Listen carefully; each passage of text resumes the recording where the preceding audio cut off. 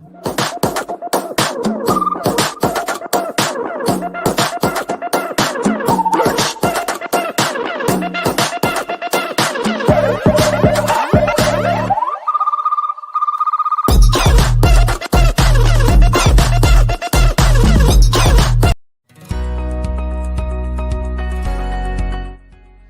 often get asked, why am I different? I don't honestly know I'm not the same in anything. It's a lot easier for me to speak about the similarities because there are so few of them opposed to the differences.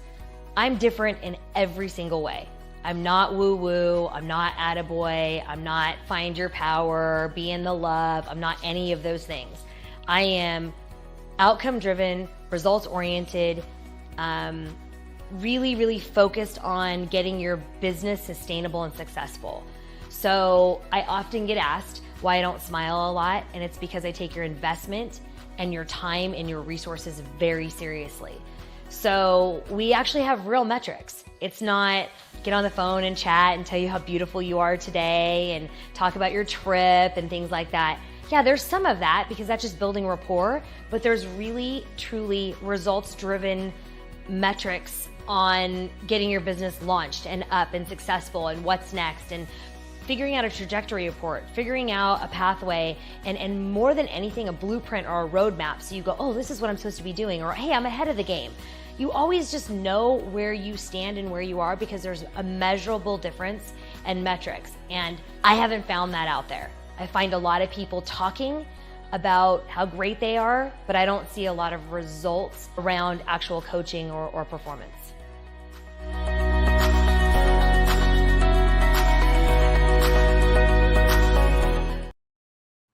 Hey, welcome to Leaders Lead, the podcast.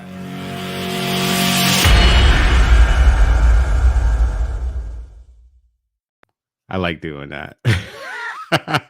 Hey, I'm super stoked. I got Stephynie Malik in the house. She is the CEO of SMALIK Enterprises. I hope I got that right. If I didn't, Stephynie, do not kill me. Welcome to the show. Hi there. Thank you so much for having me, Tony. It's actually SMALIK Enterprises. SMALIK. I knew I screwed that up. That's okay. Sorry. I'm super excited that you are here. I'm super excited you said yes. Well, how could I not with that amazing intro that you did? I think it's kind of cheesy, but I just started dancing. I was like, yeah, let's go. I saw you. I was gonna pop you back in there, but yeah, I did a really deep dive on you, Stephynie, and I just started fanning out. My wife was like, "What are you doing over there?" And I'm like looking at all of your videos, and I ran across a post that you did, and it made me cry. It made me cry, which is not, if anybody is watching it, like, oh, fucking Tony's always crying. But I read it, and do you mind if I read it? No, not at all. All right. I guess I should have told you what post it was, but it goes like this. This little girl is me. She was 3 years old when her father drowned. Her mother had a severe, untreated mental illness following that tragic event and was hyper abusive. This little girl spent her childhood mostly on her own and was fully emancipated by the age of 15. She was frequently homeless, had no family support, always worked multiple jobs to pay her bills and save for the future. She had a bad attitude and a chip on her shoulder towards everyone and struggled to finish high school.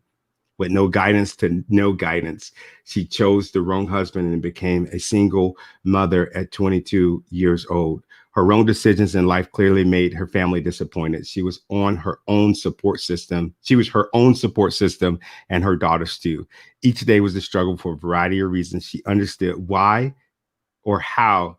She didn't understand how or why she deserved to be in this position, but she had hope for a better future and that her life would turn around. After several odd jobs to many false starts, she started climbing the corporate ladder and overcoming the Great Recession. In 2002, she started her own management consultant firm.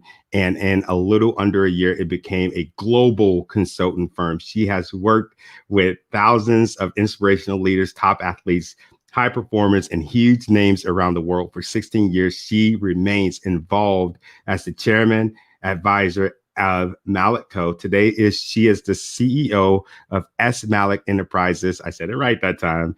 Entrepreneur, business strategist, and crisis expert.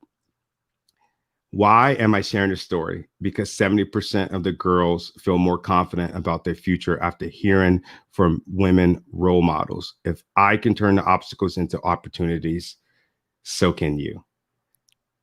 That hit me.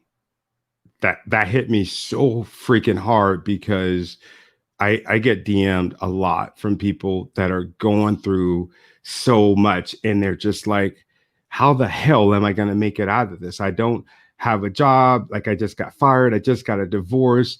I've had multiple people reach out and say that they're thinking about ending their life. And now I can say, right, I wasn't just sharing that because it's like, oh, the shock. And I'm sharing this because I want other people to see this, to hear this, to read this, to see that if you can do it, they can do it. You've been through so much in your life already, right?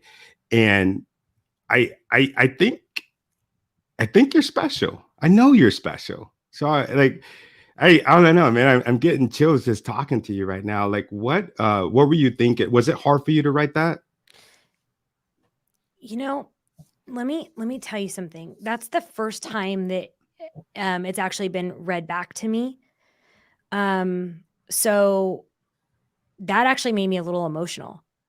Because even though it's my story, and I've said it on so many platforms, and I've shared it in motivational speaking. I've shared it with younger women in a YMCA situation. I've never had anybody read it back to me, and that it actually got me a little choked up. So here's my writing philosophy. I don't write about anything I don't care about, and when I do, I get really stagnant. I get just like very robotic. It doesn't feel very good, Tony. Like when I got LinkedIn-ish. Yeah. Well, so actually, I'll tell you about that in a second, but this post specifically, they didn't tell me what it was for. So the people around me, my team, is unbelievable. They know how to work with me, and they know. So if they make it no big deal and go, hey, I need this for something else, can you help me do like an outline? I bang it out immediately. And I'm like, here you go. I deliver. And then all of a sudden I get, I think I got 1.5 million views on that. And I was like, what is going, like, I was like, what is going on? And my entire team was like, yeah, you actually told your story, and this is kind of how things go. It's hard for me because it's so real. It's so incredibly real, and it's still so incredibly raw. And if I can just help one person with it, it was all worth it. But the worst thing in the entire world that my team would do is go, hey, we're getting ready to do this piece. It's probably going to be picked up by a lot of different, because then I'll sit there and I'll make sure it's perfect, and I'll make sure all the grammatical errors are correct. And I won't really be me, because I want people to connect with it. So I want it to be right and proper. Yeah. And I can't tell you how many times they've actually just like literally slapped me around and going, would you just text it to me, or will you just WhatsApp it to me? And then they publish it, and that happens. So it means so much to me deeply. Wow. I'm glad that you said that, because I just started writing for a magazine, and I got nervous. And I'm writing, and it was trash. Yeah. It was trash because in that moment I was trying to do something else instead of just doing me. But then I went back and I banged out everything that was in my heart and ignored my mind. And I got to say, it was killer. It was killer. Not killer like this, but it was good. Your story is phenomenal. My daughter came in right before, and she was like reading it, and she goes, oh my gosh, she's incredibly brave. She's incredibly brave. Oh my gosh, she's amazing. How important is that to inspire the next generation? I mean, it's everything. Yeah. And I don't, you know what, Tony, I don't even want to say like the next generation, just people, just people that are stuck, or people that maybe have been so insanely successful. And then now they're like, wait, what am I even doing? Like, am I even connected to it anymore?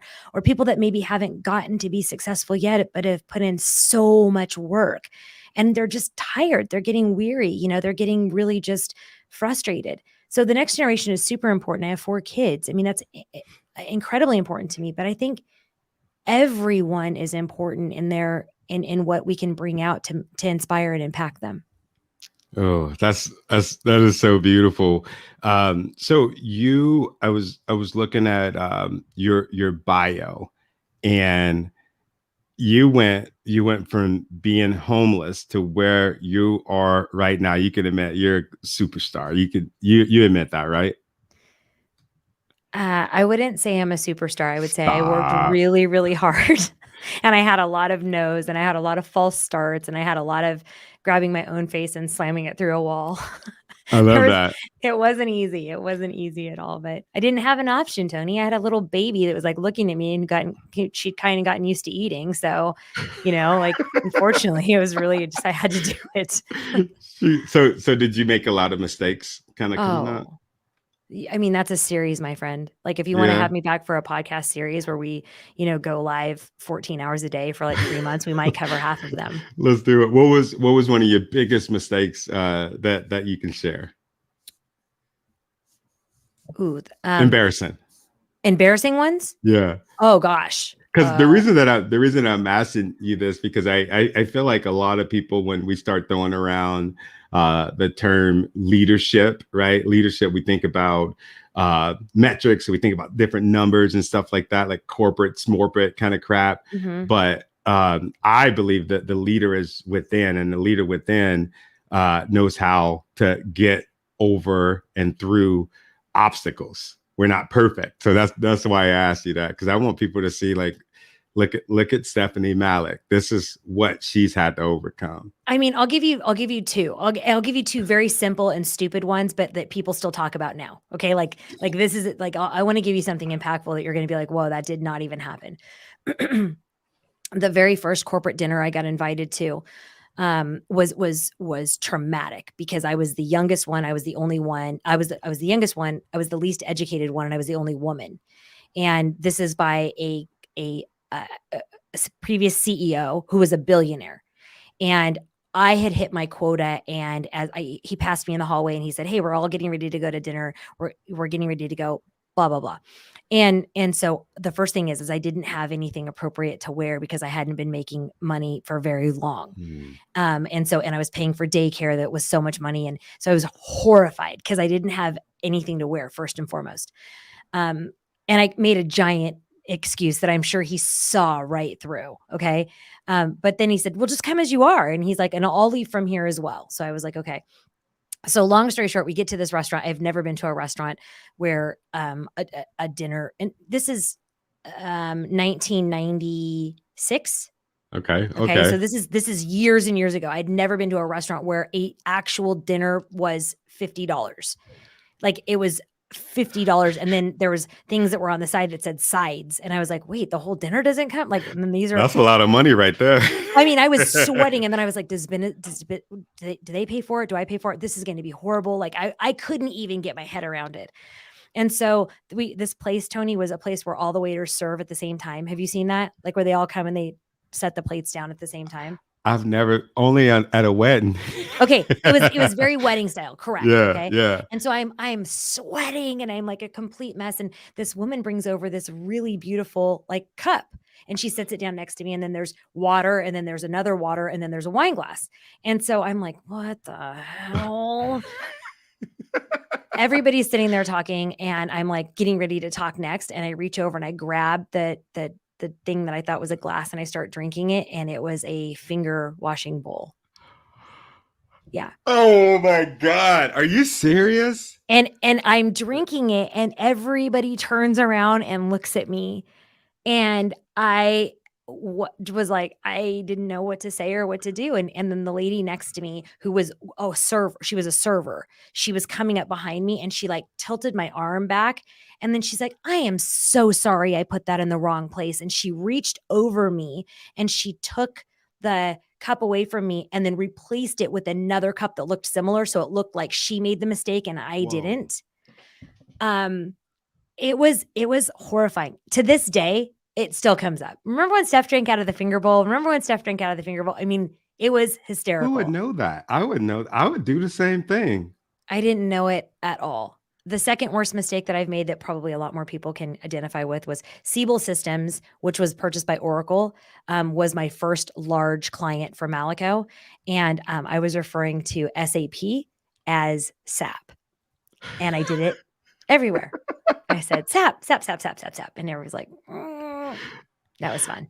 Oh my God. What about, I was going to ask you, we were chatting before, we were talking a little bit about public speaking, and I shared with you that I was afraid of public speaking, and you said that you were too. Yeah. So Tony, I had given this presentation no less than 50 times. I had given it backwards and forwards. I knew it really well. I was kind of the go-to. It was around a technology system that was actually open source code. We were one of the main emerging markets on it.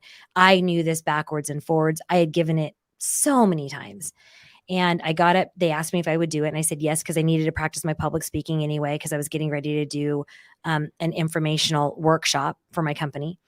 And I went up and I had the little clicker thing and I looked out into the audience, and, you're supposed to pick a person in each kind of section. I did that. I got my people and I was walking back and forth and I was presenting it, and there was 32 slides and I was on slide 16. And all of a sudden I was walking and I was like, I literally was like, am I having a stroke? Oh man. And I was like, my knees felt like they were going to buckle. And I was looking at the slide, and the slide got wavy. And I was like, oh my gosh, I am not passing out right now. That's not going to happen. Like, there's 3,200 people in the audience. I'm just not going to do it. And I felt like the little beads of sweat. And I kept trying to go, what is wrong? What is wrong? Is it hot in here? No, it's not in here. I started doing like a body audit. Wow. And I was That's like, incredible that you were like getting ready to go someplace and you were like already kind of going through like your systems. Yes. So, and I'll tell you about that as soon as I'm done. It's happened 3 times and I've done it 3 times, but I'll tell you that this happens. I have the thing in my hand and I'm like, would you give me 1 second to this entire audience? And then I turned and I don't remember anything else except for waking up with like 4 smoking hot, like EMTs over the top of me and praying to God to die. That was pretty much it. And I didn't present again. I didn't public speak again for 12 years. Wow. That sounds pretty traumatic. Has it gotten easier for you now? Because I see you all over the place on podcasts.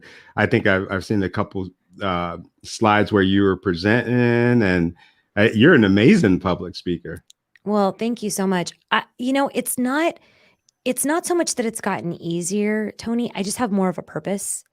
So if people ask me to come speak and they, it's not about money. So when people ask me to come speak and they'll say, hey, will you kick off with this technology? And maybe I don't believe in the technology, or maybe it doesn't align.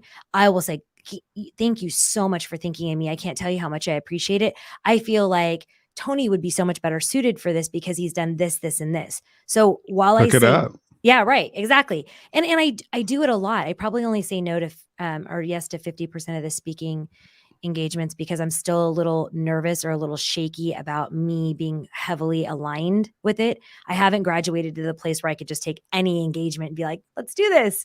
Yeah, don't do it. Yeah. But I mean, for kickoffs, like sales kickoffs and global kickoffs, and then like a lot with schools or learning disabilities and learning differences, because a couple of my kids have those. And executives struggling with ADD or ADHD. Like, I have a lot to say on those topics. So I'm happy to do those type of speaking engagements. Oh, that is beautiful. So it's like you have to, there has to be a purpose, and it has to be aligned with not just your head, but your heart. I'm the same way. I can't do something that I don't care about. I can't get on a stage and talk about profits because I don't care about profits. I care about people. I'll get on the stage and go for hours and hours talking about how we should serve our people, how we should be better leaders, how we should be in the trenches, how we should get out of our office. I can get on my soapbox, but I can go on and on about that. But when it comes to like numbers, I just kind of go, but yeah, how important is that to say no? How important is it to say no? Yeah. It makes me so happy that you asked this question. So nobody's ever asked this question before. I know you like to say no. I told you I did a deep dive. I did a deep dive, Stephynie. I do. But Tony, let me tell you, okay, here's the thing. It sets it up for later. Like it's disingenuous to say yes to something. Okay, like let me just give you, I do everything by example. Okay. So in the middle of the pandemic, there was a company that got really well funded, very, very well funded. It was a Bitcoin company. And I fell in love with the founder. I met him on an airplane a couple years back. He was telling me what he was doing. And he was just, I mean, he was exuding like, just, this is why it's different. This is what we're going to do. And he was so happy. And I was like, that is awesome. Like, I'm so happy for you. You know, give me a call. Here's my card. Let me know if you need any help with like talent strategies or diversity, equity, inclusion. They were really worried about this. Or 4 like 35-year-old white dudes. And they were like, how do we make this like so inclusive and so diverse? And I'm like, you know, call me. And so he calls, and he essentially, you know, I won't tell you how much, but it was a significant number for me to come and coach his executive team. And I met with them and I did a consultation with them. And here's what I found out. They needed a lot of help around soft skills. So around EQ and self-awareness and self-actualization, but they also needed understanding roadmaps and methodologies into what the customer would be for this specific Bitcoin. I don't know about Bitcoin. I don't care about Bitcoin. I couldn't be less interested in Bitcoin. I'm not going to just take your money and teach you or guide you through this aspect of your business. A business is all inclusive. It's all encompassing. When people say business isn't personal, BS. It is absolutely personal. Oh yeah. So I just told him, I said, I'm not spinning you. I want to be involved, but I'm not going to have you pay this amount of money. You know, I take 3 clients a year in this space. I'm not going to have that and not have every single expertise, and not only have not that, but not have the resources to call upon for that. And so we were able to get somebody in, and I said no. The other thing I've said no to recently is NFTs. So many people are calling me about NFTs. I'm like, give me a minute to catch up, because I don't know. Like, what even is it? Right. I'm like, I when I take somebody on as a client, Tony, I need to have failed so many times in that area. So I understand the process, and I'm guarding you around pitfalls. I'm guarding you around what's next.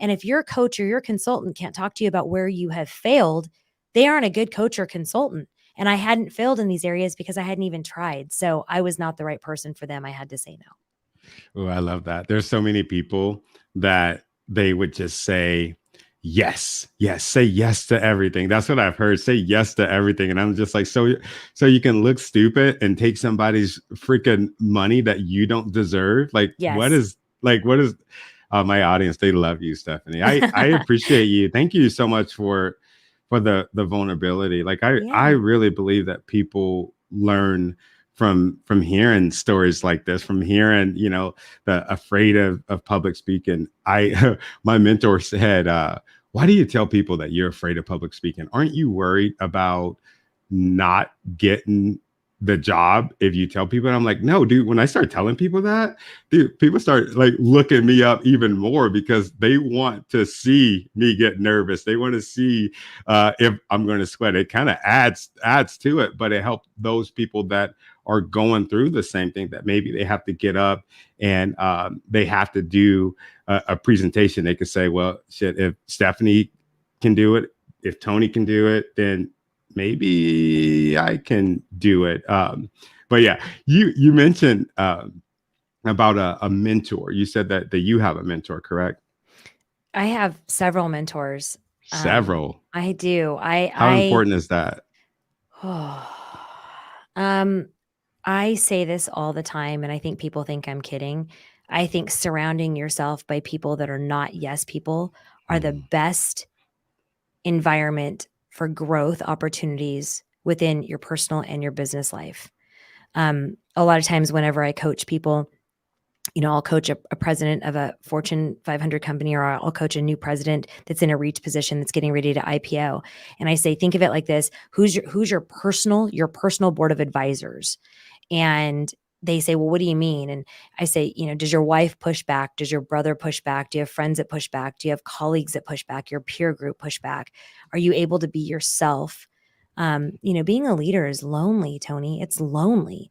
People expect a certain rhythm from you, and they expect a certain amount of input and output. And sometimes you don't know where to get that correct currency, and everybody's currency is different. So it could be actual dollars. It could be emotion, it could be product or service. It really just depends. For me, having a mentor in every area, my mentors don't tell me yes often. My mentors tell me, no, you got it wrong. Stephynie, do it again. Wow. Or give me a completely different perspective. Like I was like, hey, and I'll be really excited. And I'll be like, this is what I created. And they're like, that sucks. Do it like this. And I'm like, awesome. Great. Good. Yeah, I love that. I think that's super dope, because it seems like the people around us, they'll say, oh, I love it. And they think that it's support sometimes, but then I'm just like, you totally just told me that was nice and that was dope, and I went out there and made a damn fool out of myself. Like, come on, man, I need that. I think that's really cool that you have several mentors in several different areas, because I talk to certain people, they're brilliant speakers, but they couldn't mentor me when it came to making business decisions, because, they're going through turmoil financially, but they can teach me the art of public speaking. They can get me right where I need to go. I think that's important. Do you mentor others as well? I do. And thank you for asking me that, Tony. Actually, UNC Women's Athletics just actually had me come back for a second season. So Forever Tar Heels, for UNC Women's Athletics, we have a mentee that they do a personality match and a corporate match to see, who would best fit with you. I do that. I sit on 3 boards, and I ask for an employee that's either struggling or somebody who's not living up to their full potential. I do that as well. Countless, I have a 26-year-old and a 25-year-old, a 20-year-old, and an almost 12-year-old. So, I think we were having babies at the same time. I know, right? It's crazy. Like, I didn't get the memo to stop. Oh my God. I got that memo. I got it late, but right. I got it real late. Yeah. So I they're friends. I can't tell you how many times, Tony, we have this open door policy. We just moved from San Francisco to North Carolina so I could be closer to my East Coast clients. And I can't tell you how many times during the girls being in high school and my son being in high school that we had, a child living with us for a certain amount of time for whatever reason, for, family dynamics, for kind of going through a difficult time. I think the more people around to truly love and support and focus on your measurement of success, not what I believe is viable or valuable, but what you believe is successful. It doesn't have to align with me. I don't have to be in agreement. I just have to be able to have you understand the reason and the purpose for what your goal is. Wow. I love that. I love that. I know my mentor, man, he frustrates the hell out of me sometimes. And just because of everything that you said, it stretches me. I'll send him something and he's just like, I don't know about this, dude. I don't know if that's right for you. I think that you should go this direction, but it's looking out for me, and it's not like serving his purpose, but it's enhancing my purpose. And I love that. I love that you do that. One thing that I notice about you is you stand out. And the reason that you stand out is because you're your authentic self. I get like this no BS. This is who I am. I don't need to fit into this mode. And it's one thing that I talk to my wife about this quite a bit, because she was in property management and they expect her to like get up and be like a cheerleader or yay and just like do this thing or like dress a certain kind of way. How important is it for you to be who you are? So that obviously, so here's what I don't want. I don't want listeners for you, Tony, to say, oh, that's so easy. You know, like it's no big deal. Just act yourself. When there's so many things, you know, I'll say writing on you, when there's so many people looking at you and there's so many different aspects of culture. So you're like, you know, you're looking at young ones, at older ones, at very successful ones, at not so successful ones, at different countries, different dynamics, different ethnicities, different everything. You're kind of always playing with yourself going, who really am I? Or who really am I to this group? How important it is to me? It is incredibly important. How incredibly important for me to be able to evolve is even more important. So my mind can be changed.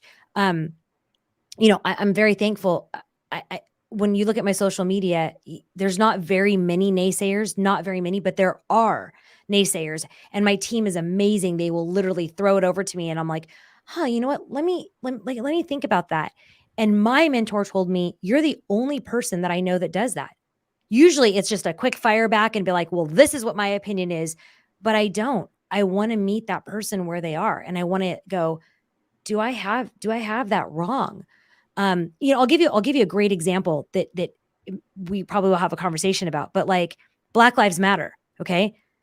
I came from San Francisco, like Oakland area. Like my friends are Black and Indian and Asian and white. Like my children, I don't see color. I never have, but that wasn't right. Like whenever people were going Black Lives Matter, I was like, but don't all lives matter? Because and I had one of my great Black friends go, Stephynie, take a step back. And then he kind of gave me the history and the oppression and the overall information of, no, you're darn right. This actually matters. And I need to change not only my stance, but my voice on what this was. It wasn't that mine was bad before. It just, I maybe wasn't nearly as educated on what the actual movement meant and what it meant to people of color. I just didn't know. And so I'm able to change and evolve and actually use that voice. And I get it wrong sometimes. For certain, I get it wrong sometimes, but I'm always listening and I'm always willing to hear people out. But I'm also very willing to say, thank you so much for sharing that with me. And I still stand. I might steal that. I like that. Thank you so much for sharing that with me. And I still and here we are. It happens a lot on Friday night with my kids when they're like, I've done these chores and I've done this homework and this teacher said how great I am. Am I still grounded? Yes, love, you are still grounded. And I love you so much. And I'm so proud of you for showing up and doing exactly what you're supposed to do. There's no reward for that. Oh my God. I love that. I think it's really inspiring. The way that you shared the story on Black Lives Matter and the fact that you are able to evolve, because I feel like a lot of times we get stuck. We get so stuck in our beliefs, we don't change. And a lot of people think that they're supposed to like hold the freaking line. And was one thing that I noticed about leadership, like leading in my life, leading in the lives of my family and the people that work with us, for us, is you have to change, because there are going to be like moments that come up that you can't go into every moment thinking the same that you did yesterday as you did today. So that's really beautiful. So the people that are watching this right now, and they just like, I want to work with Stephynie, right? Because that's what's going through my brain. I want to work with Stephynie. How do I work with Stephynie? Who is the person that would work with Stephynie at SMALIK Enterprises? So Tony, we have 3 lines of business. So we have business consulting. You know, this is what I'm going to say. We've helped businesses from $2 million in revenue to $4 billion in revenue. Our sweet spot since Corona has really been $2 to $50 million. And they are, you know, they are leaders. So these people are, you know, I am aware that I want to have an inclusive work environment. I am aware that I need a talent program, and then further a talent development and retention program. Gosh, I think my audience is this because this is how well we've been doing with this, but it might be this over here too. I was thinking this for our next 2 or 3 services, but gosh, we might want to enable a product in there as well. So pure business consulting, that's one line of business. Second line of business is high impact performance coaching. this is coaching, Tony. I know that this is different because we've had, over 300 clients, and they've said that I've had 5 executive coaches, or I've had 4 transformational coaches, or I've had whatever. Nothing has ever happened like happens with you in coaching. It is completely different. It is metrics driven. It is success driven. It is measurements of success. It is milestone based. If you're looking for somebody to go, oh my gosh, Tony, I love your shirt. You look so handsome today. I bet your wife's so, it's not me. It's just not me. Oh shit. Oh, I know. I'm sorry. I just need to say it, it's not. Wait a minute. You don't love my shirt? I mean, it's great, but I probably won't say it very much, but it is amazing. I love to inspire. And then the third line of business is crisis. And this is where we have seen absolutely incredible impact. We've had 39 clients in the last 5 years. Only 1 has ever gotten to media. That's massive. Athletes, celebrities, private equity, very high wealth, high visible people get to hire. When you say go into media, I know what you're talking about. So are you saying for the viewers and the listeners, when you're saying like something bad happened and the media find out? Yeah. So you make an error in judgment, and then all of a sudden there's paparazzi. All of a sudden you have to hire a PR team and spin your story. And, they're showing up at your kid's school. They're showing up at your wife's work. It's just really bad. Think college admission scandal, think money laundering, think bid rigging, think bribery. Think just, the bad Ponzi schemes, or the financial crimes, or the white collar crimes that you see in the media. We've had 39 clients, and only 1 has ever gotten to media. Everything else has been able to be privately handled with one of our 65 global attorneys that we have working with us all the time, asset managers, liquidators, private judges. We've handled infidelity. We've handled large divorce and custody cases outside of media, because when you make an error in judgment, it's so much worse when everybody's watching every single step you're making. We handle this for our clients privately in a hugely discerning manner, and very, very quickly. Wow. So those are the 3 lines of business. We do one-on-one coaching. We do group coaching. We do workshops and public speaking. We do business consulting and crisis. Oh, that's awesome. You're like the real live Olivia Pope. Have you ever heard that? Far too much. I get Olivia Pope, I get Ray Donovan, and then I just recently got Billions, of which I don't watch TV, so it didn't mean very much to me. Wait a minute. You don't watch TV? I don't watch TV. Why not? That's a weird question. Why not? No. I mean, it's not really that weird, because I think I'm really the only one who actually that I know who doesn't watch TV. I just really think it's just filth and gross. And I think you're a sum of what you put into your brain. And so I try to make it all like very positive or inspirational.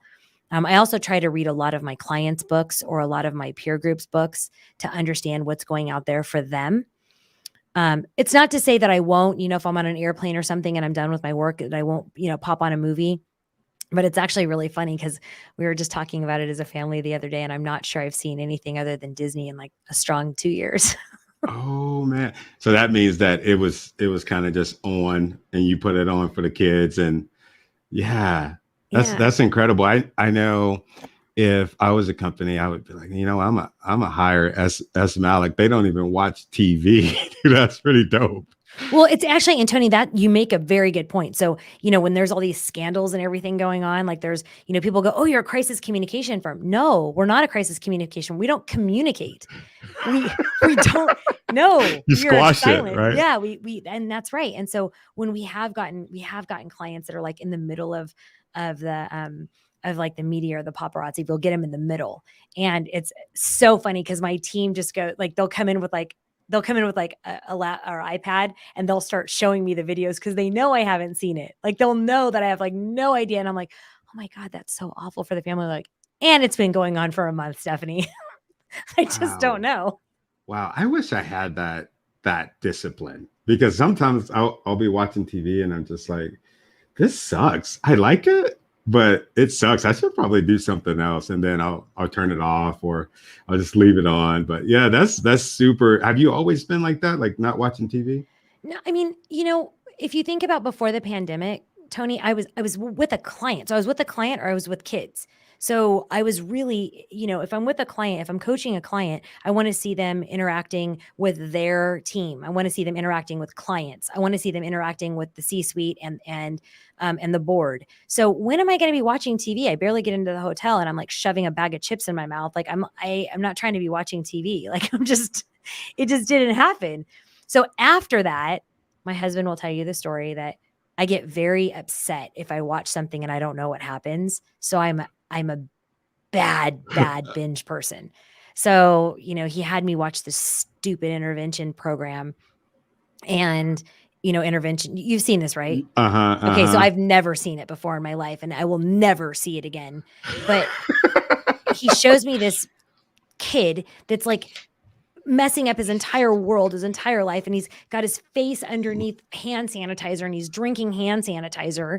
And the family has like this intervention with him and he goes into rehab. And you know how they give you the blurb at the end about what happened? Like they're like, sadly, Tony didn't recover and he, whatever. Okay. Yeah. So for 2 years, I'm like following this guy. I'm going on to intervention.com and I'm like, is he still alive? Is he still alive? My husband's like, you just literally suck. I'm like, I can't let stuff like that go. Don't show me stuff on kids. What the hell is wrong with you? So yeah, I don't watch TV. Tom and Jerry is really my speed. Like Tom and Jerry, I'm down with. But I deal with crisis every single day. I don't want that in my head. No. Oh man, that is amazing. So who are some of the companies that you work for? So we've worked with Nike, American Express, Kate Spade, Mattel.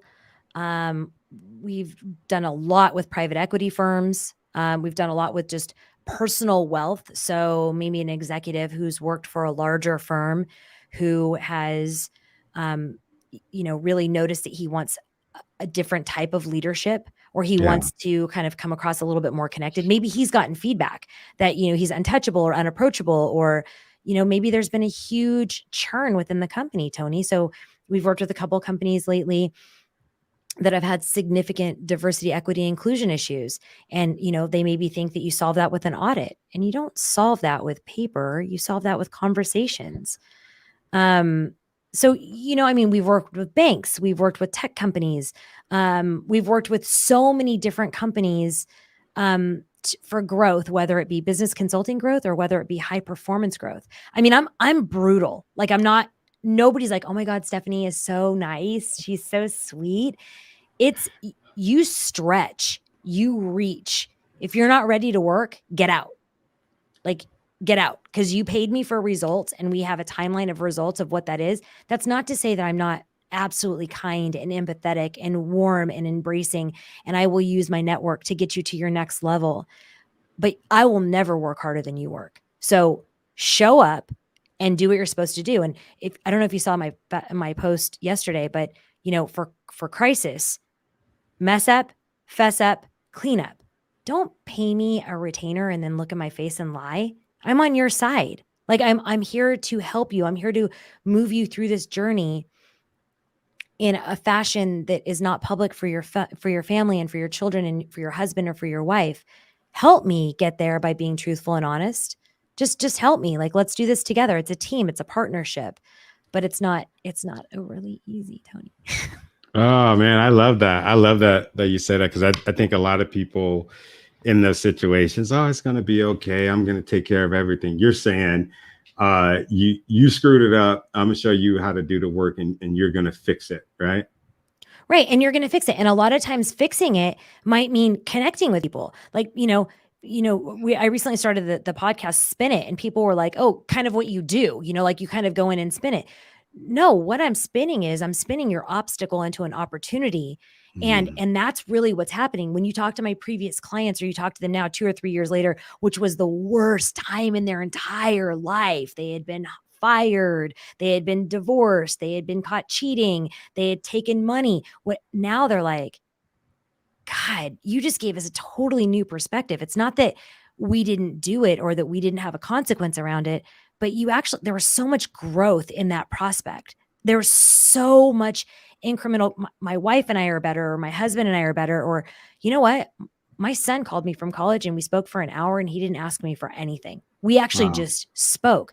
There's no better job in the world than that. Wow. I love that. I love that. As far as I was going to ask you, as far as your legacy, when it's all said and done, what do you want people to remember, say, feel about Stephynie Malik? So it's not going to knock your socks off. It's It's really okay. going to. As long as it's real, it's okay. I want to be remembered as a present, loving, caring parent, opposed to anything in the entire world. I think I'm doing a pretty good job because my kids are like, good God, everywhere I am, there you are. But it's really, really important to me, even when I'm disappointed in them, when they make big mistakes, that they know that their behavior was disappointing, but they will never, ever be anything less than just the loves of my life. I want to be remembered as completely integrity driven. And some of the things we get back from clients now literally choke me up. They're like, I just poured out my heart and soul about the most embarrassing, horrific thing. And you never one time judged me. You literally jumped into action, made 3 phone calls. And in 3 phone calls, we have great relationship with agencies. So, in 3 phone calls, I got information from the SEC, the FBI, and the CIA, who were saying, hey, Steph, this is how you solve it. And it was without judgment. It was without damning somebody. It was without making them feel worse than they already feel about themselves or their family is feeling about them. It was about giving incremental growth, acting in integrity, inspiring, and impactful in everything I do. Oh, wow. You did knock my socks off, Stephynie. Damn. You got me a little choked up. Oh man, I love that you led with family. I think so often as entrepreneurs, we get in this hunt of trying to ensuring that we're successful and, making sure that our kids got everything. But then like we almost forget about the kids and we get so ingrained in our work. So thank you for saying that. Thank you for being the person that you are. Oh man, I'm in the feels right now. I appreciate you so much for doing this. Any parting words for our viewers and our amazing listeners? Again, Tony, if I can do it, anyone can do it. I always tell people, figure out the answer and then work backwards. What do you love? What are you super into? Figure out what that is, and then figure out how to monetize it, and then figure out how you're going to do it. This is what I'll say. When I was 24 years old, I had the privilege of meeting Richard Branson very briefly. He was actually passing with the executive I was with. And I remember him telling somebody something, and it has stuck with me all the time. He said, every single opportunity that you believe in your heart and head will be an opportunity that you believe. So you have to believe it, okay? That you believe will be an opportunity. Say yes to everything and figure out the back end later. And that for me was like every single job promotion I got. I mean, I am director of a global public company at 26 years old. And the next youngest person is 11 years my senior and has been with the company for 7 years. And I've been with the company for 6 months. I said yes. I called a P&L a penal. Like I didn't even know what a P&L was. When they said intranet and internet, I was like, oh, guys got a speech impediment. Like I didn't know anything, but I figured it out and I was honest and I was humble and I was like, hey, you guys, is there a way that you can help me work this out? And then Tony, I would give credit. I would say, Tony was so amazing. He gave me the opportunity to learn this. And you guys, if you get an opportunity to work with Tony, do that, because he really, he said it in a language I was able to easily understand and then further explain to others. So just be humble and be kind, be integrity driven, raise your hand when you don't know somebody and ask somebody. And that's how I lead. Oh, I love it. Thank you so much. I appreciate you for taking the time out of your day to come and talk to our viewers and listeners. Thank you so much. You're very welcome. Thank you so much for asking. Yeah. Will you hang out a second in my fancy green room while I close up? Absolutely. Awesome. Thank you. Yeah. All right. So what I am going to do is talk a little bit about something that I care deeply about. And this is a GoFundMe for Landon and Shannon. This is from war hero Chris Kane. I am a former Marine, Purple Heart, and Silver Star recipient. My girlfriend's only child, Landon, had an aneurysm in his brain that burst and is now fighting its resultant infection. He and his mom were airlifted to UC Davis Children's Hospital in Sacramento, where they have been for the past week. Shannon will be by his bedside for quite some time. Landon is 10 years old and a brilliant autistic child who loves building Legos and playing Among Us. He had recently said he wants to call me dad. He can call me dad anytime he wants. Thank you. So this was shared to me by one of my amazing friends, Scott Gatto. Looked like Chris Kane and himself, they were on the battlefield together, and his family's going through a hard time. So if you could find it in your heart to help this family get through this hardship, please do so. The link is in the comment section, and that's all I got. I appreciate you. I appreciate everybody that took the time to engage. The folks that were watching, I appreciate you too. You still got time to engage in the comments. Check out Leaders Lead the podcast. We're on, where are we at? We're on all the major podcasting platforms. I said it right that time. I appreciate y'all so much. This podcast, we've only been rolling for 20 episodes and we're climbing the charts. I got an email yesterday saying that we are climbing the charts in the business category. So I want to say thank you. Thank you from the bottom of my heart. When I read that, I like wept, because this podcast, I didn't want to do it. I didn't want to do it, but I got pushed, especially by, look like some of the people there in the comment section, they're watching this. I got pushed by y'all to do this. I'm getting pushed every single day to continue to do it. And from the bottom of my heart, I just want to say thank you. So thank you.